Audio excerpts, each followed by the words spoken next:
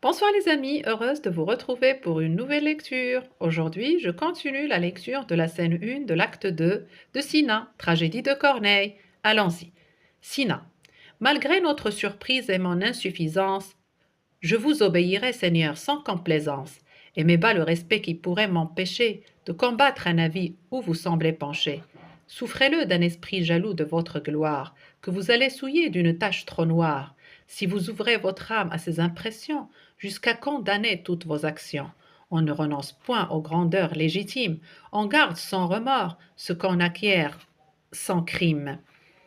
Et plus le bien qu'on quitte est noble, grand, exquis, plus qu'il ose quitter le juge mal acquis. N'imprimez pas, Seigneur, cette honteuse marque à ces rares vertus qui vous ont fait monarque. Vous l'êtes justement, et c'est sans attentat que vous avez changé la forme de l'État. Rome est dessous vos lois par le droit de la guerre, qui sous les lois de Rome a mis toute la terre. Vos armes l'ont conquise, et tous les conquérants, pour être usurpateurs, ne sont pas des tyrans.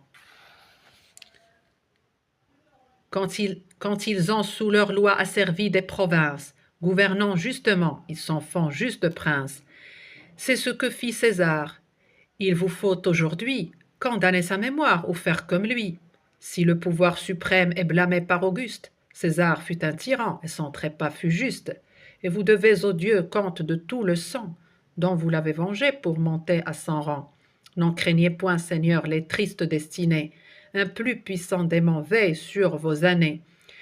On a 10 fois sur vous attenté sans effet, et qu'il a voulu perdre, au même instant l'a fait.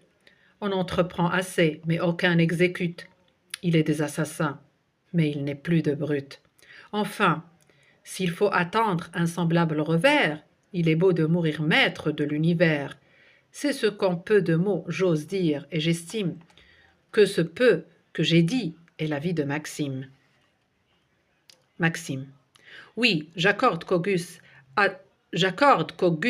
a droit de conserver l'empire où sa vertu l'a fait seul arriver, et qu'au prix de 100 au péril de sa tête, il a fait de l'État une juste conquête, mais que sans se noircir, il ne puisse quitter le fardeau que sa main est lasse de porter, qu'il accuse par là César de tyrannie, qu'il approuve sa mort, c'est ce que je dénie. Rome est à vous, Seigneur, l'Empire est votre bien.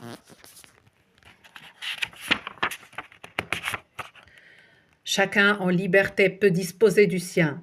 Il le peut à son choix garder ou s'en défaire. Vous seul ne pourriez pas